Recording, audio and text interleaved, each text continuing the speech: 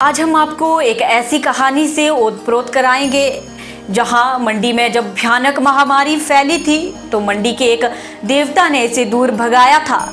मैं बात कर रही हूं मंडी में जब राजा विजयसेन का शासनकाल था। उस समय मंडी को एक भयानक महामारी ने घेर लिया।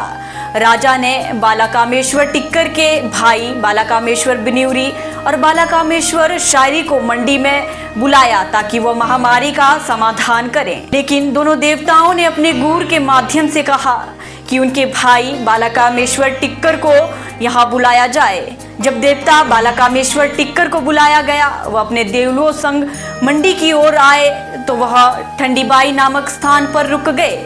राजा ने देवता बालाकामेश्वर टिक्कर के प्रति संदेह जताया कि जब अन्य देवता इस महामारी को नहीं भगा पाए तो देवता बालाकामेश्वर टिक्कर जी कैसे भगाएंगे।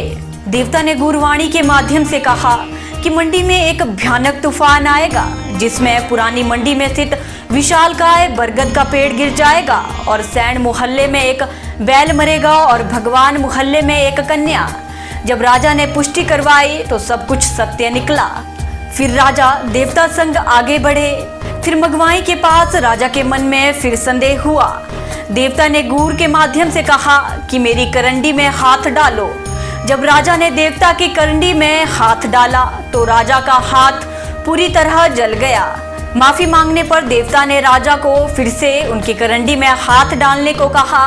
जब राजा ने देवता की करंडी में हाथ डाला तो देवता ने अपनी शक्ति का प्रत्यक्ष प्रमाण दिया और राजा का हाथ पूरी तरह ठीक हो गया।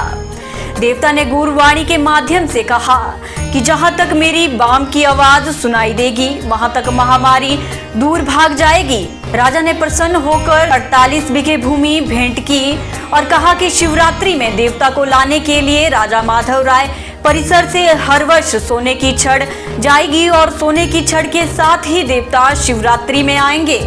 आपको बता दें कि देवता बालाकामेश्वर टिक्कर कमरूनाग के 7 पुत्रों में से एक हैं। वे टिक्कर गांव में स्वयंभू शिवलिंग के रूप में बैर की झाड़ियों में पिंडी के रूप में प्रकट हुए थे और मान्यता यह है कि यह पिंडी हर वर्ष एक तिल के दाने के बराबर बढ़ती रहती है। आपको बता दें कि एक बार मंडी के राजा ने पिंडी की परीक्षा ली। उन्होंने कहा कि अगर सच में इस पिंडी में कोई शक्ति है तो यह पिंडी बढ़ेगी। राजा ने चांदी के कड़ा रखकर कहा यदि इसमें शक्ति है तो यह बढ़ेगी। ज्यों ही कड़ा रखा गया पिंडी बड़ी हो गई और कड़ा उसमें समा गया।